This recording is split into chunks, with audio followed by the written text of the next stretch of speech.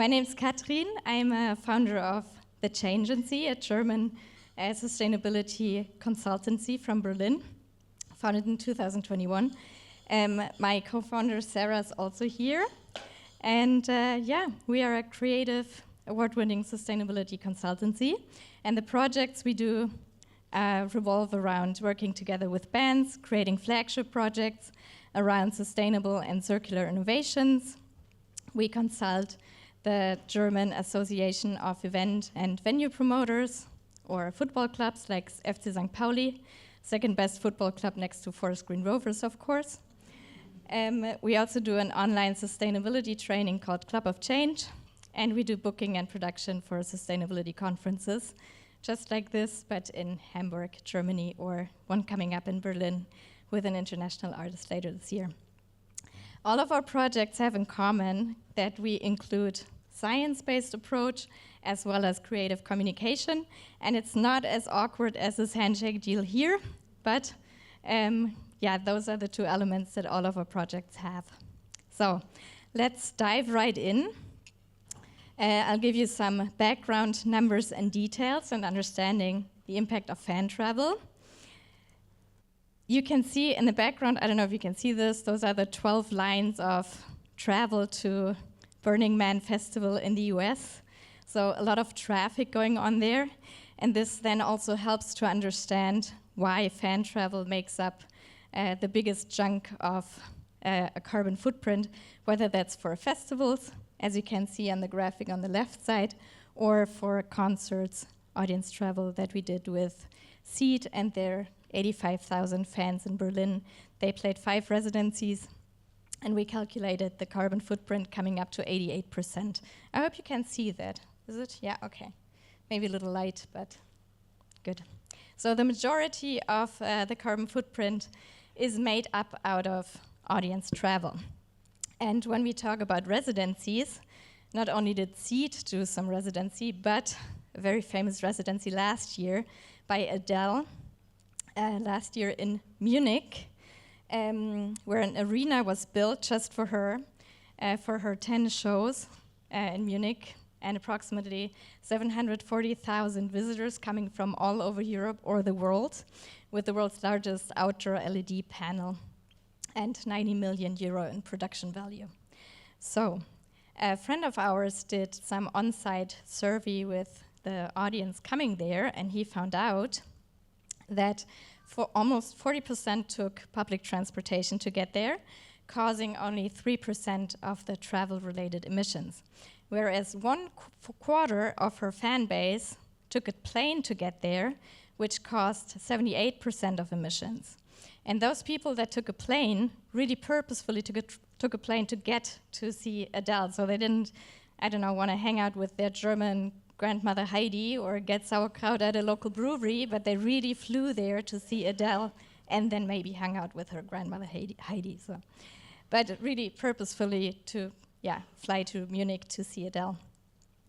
And this is a massive impact, and when we talk about massive impact, we also have to talk about Massive Attack and Taylor Swift, two artists or bands that I would not have thought to combine in the same sentence, but here we are. You all know that Massive Attack played a really great show in Bristol last year, and there will be more about this. I think this afternoon there's like a specific session planned for that, so I will just give a mini input on that. So the interesting thing was that they included regional incentives in the ticketing. So the first 2 days, only people with a local area code could purchase tickets, which is awesome because you do not only give back love to your local regional fans from a marketing perspective, but you also make sure that the carbon footprint of the show is somewhat influenced and limited. Whereas, on the other hand, the Eras tour by Taylor Swift last year was massively influenced by dynamic pricing, which drove a lot of fans from the US to Europe. And one example is, for example, that she played 4 shows at La Défense Arena in Paris, 40,000 capacity arena, 4 nights in a row. And 20% of all fans going to those shows were from the US. So 32,000 people flew from the US to Paris to see Taylor Swift. And that is because the tickets in the US were so expensive that it was cheaper. I don't know if you can read this quote, it's probably hard to read, so I'll read it to you. That where people said, we bought 2 tickets for $480 each. The same tickets would have cost us $10,000 for a pair in the US. And then somebody replied in the same forum and said, everyone except for 2 people in our section were Americans. It's cheaper to fly to Paris, spend a week there, and buy tickets to see Taylor Swift than it would be to pay for those ridiculous American resale prices. So you see that this is a systemic problem because of dynamic pricing. And the headlines that I looked up for you is that there is a massive increase in European air travel for her blockbuster tour, and that fans flew to Europe because the tickets were less costly there. And also my favorite one, the Taylor Swift fan guide to Gelsenkirchen.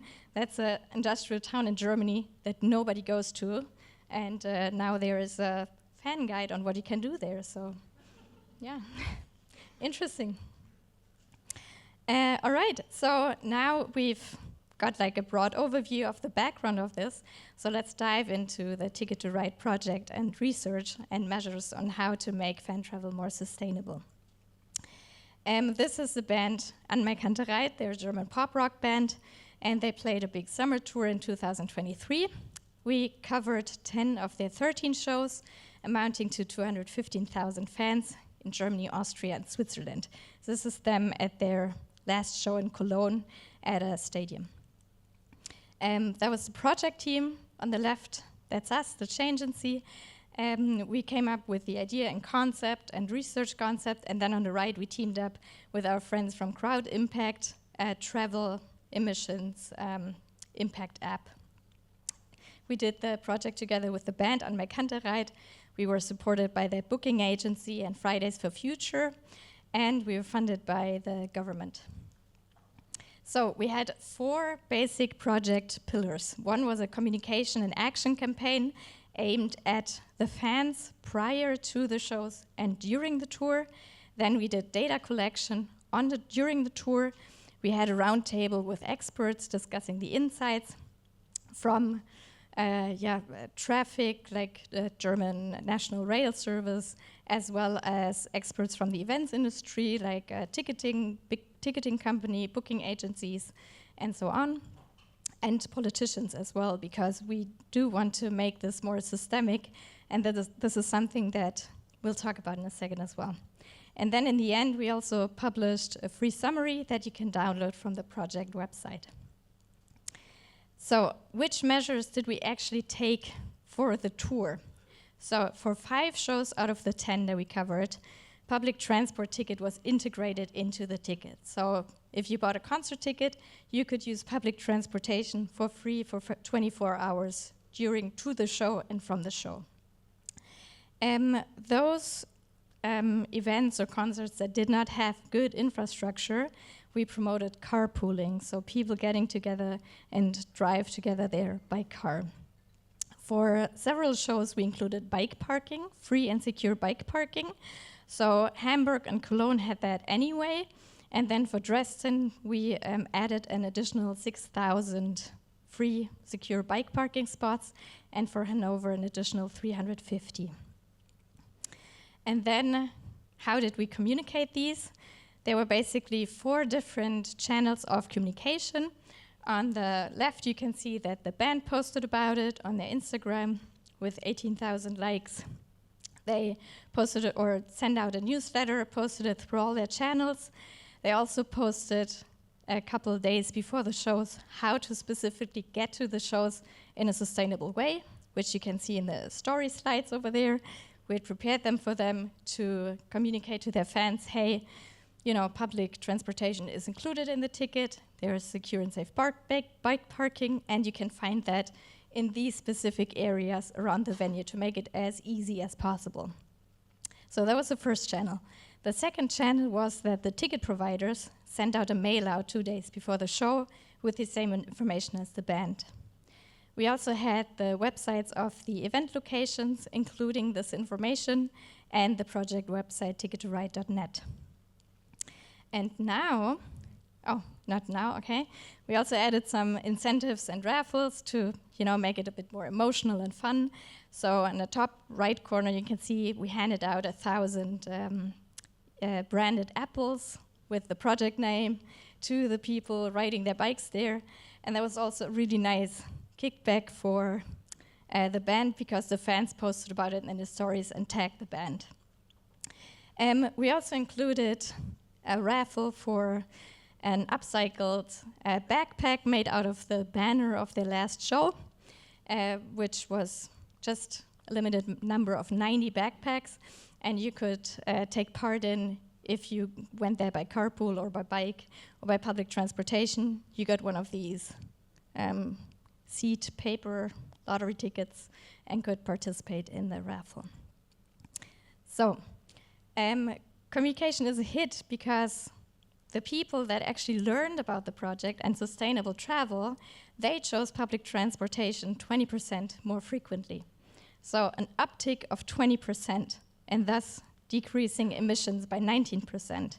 There were certain cities where people said that they learned about it and 90% were influenced in a certain way. So, and now I would like to ask you, what do you think? Which channel led to most people learning about the project Ticket to Ride and sustainable fan travel?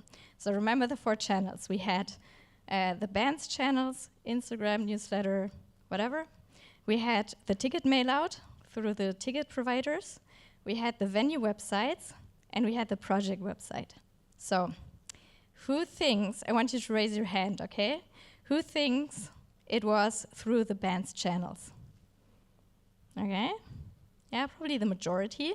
Who thinks it was a mail out through the ticket providers? Yeah, like 10 people. Who thinks it was the venue websites? Nobody? 1 person? Good, yeah, I like your courage. And who thinks it was the project website? Okay, yeah, all right. It was the ticket mail out. Because if you think about it, if 2 days before the show you get an email by your ticket provider saying, hey, this is all information on the show, this is doors, that's the time of the support band, and by the way, public transportation is included in the ticket, then yeah, you will read that email probably, right? So it's a very easy way. If you're involved in booking or ticketing in any way, please use it. It's very effective, very easy, and it makes a difference. Cool. Then we move on to the second part of the project, which is the data collection. So we had 38 Fridays for Future activists that surveyed almost 5,000 people on site. That's a statistically significant number because it makes up 2.3% of the overall 215,000 people. They used the Crowd Impact app, and you can see they went there with the little iPads and asked visitors on site, for example, which mode of transportation they chose. This is like a sample on what the app looks like. And then, for example, if they said by car, what was the car occupancy? 3 passengers, and so on. So it takes 40 seconds. It was very thorough. And now, see, this is very interactive. Maybe I should have led with that, but I want to ask you another question. So if you string together like all the travel trips of the fans, yeah, and you circle it around the world, put it around the world, what do you think, how many times have the fans of the summer tour circled the world? So the equator spans for around 40,000 kilometers. So what do you think, how many times the fans, through traveling to the shows and back, have actually traveled around the world?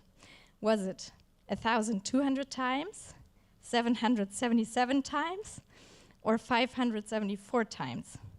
So think about it for a second. Who thinks 1,200 times? Okay, 5 people. Who thinks 777 times? Okay, 20 people. Who thinks 574 times? Also 20 people. Some people did not raise their hands. That is very disappointing. Okay, but surprisingly, it was 1,200 times. So 1,200 times 40,000, that is a very large number. And this is just one tour with 10 shows where the average person traveled 222 kilometers.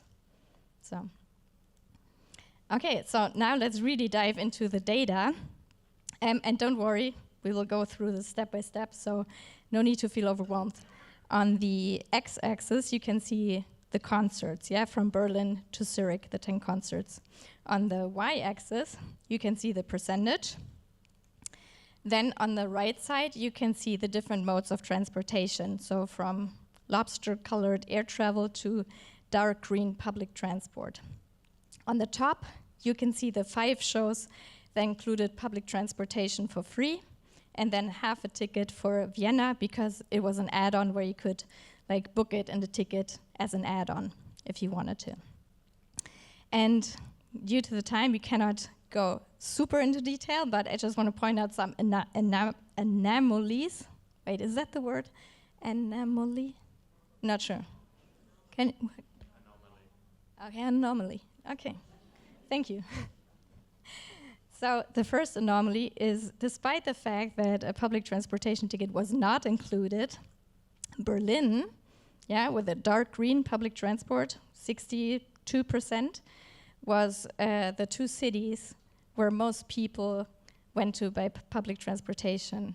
And we think it's because not a lot of people, it's a big city, not a lot of people own cars, there's not a lot of parking, it's a learned behavior. A lot of people have public transportation tickets on a monthly basis anyway, so a lot of people went there by public transportation anyway.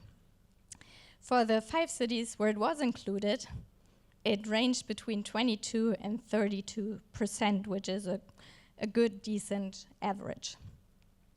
Then the 2 cities that had the most car uses were Hanover and Lusheim. Both where the infrastructure for public transportation was not great. But if we look at this graphic, you can still see on the x-axis the concerts and on the y-axis the people car occupancy rate, We can see that Hanover and Lusheim actually had the cars with the most people in the car, So in Hanover, 3.9, almost 4 people per car.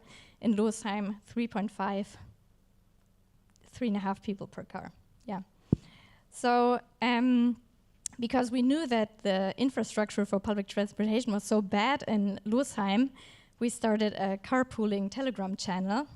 It's like a little excerpt on the right. It was very easy, and it resulted in more than 10% of the carpools getting together because of the channel. So also a very easy measure to implement and to incentivize. And this is the last slide on the data, and then we'll kind of wrap it up. The impact of regionality was also something that was quite significant. So on the left side, you can see the average travel distance. So you can see that Dresden had a huge travel distance of the fans, and then Zurich had a very small regional travel distance. So Dresden, we'll talk about, that's the slide in the middle now. You can see that people came from all over, from Vienna, from Hamburg, from Cologne, from Prague. They all went and drove or flew or rode their bicycles to Dresden. And the reason for that is that it was one of the very few shows that was not sold out. It took place at a very big place, arena. There was a combination ticket sold with the show that was happening the day before. And that's what we came up with, why a lot of people actually from all over came to that show. Whereas Zurich, on the very right side, had an average travel distance of less than 100 kilometers of people traveling there, which we attributed to the fact that, it was Swiss francs, so the ticket prices were higher. It's a different country for a German-speaking band, so maybe the threshold of traveling there is a bit higher than if you go to, the town next to yours. And so all in all, these are the main insights of the study we did, that the infrastructure is essential. So it's super, super important to actually have the infrastructure in place and to make it as easy as possible for eco-friendly travel to take place for the audience. And that communication is such an important lever and such key, because if you have everything in place and you don't communicate it to the audience, then what are you doing basically, right? And that regionality is also an underestimated lever that you can still harness much more.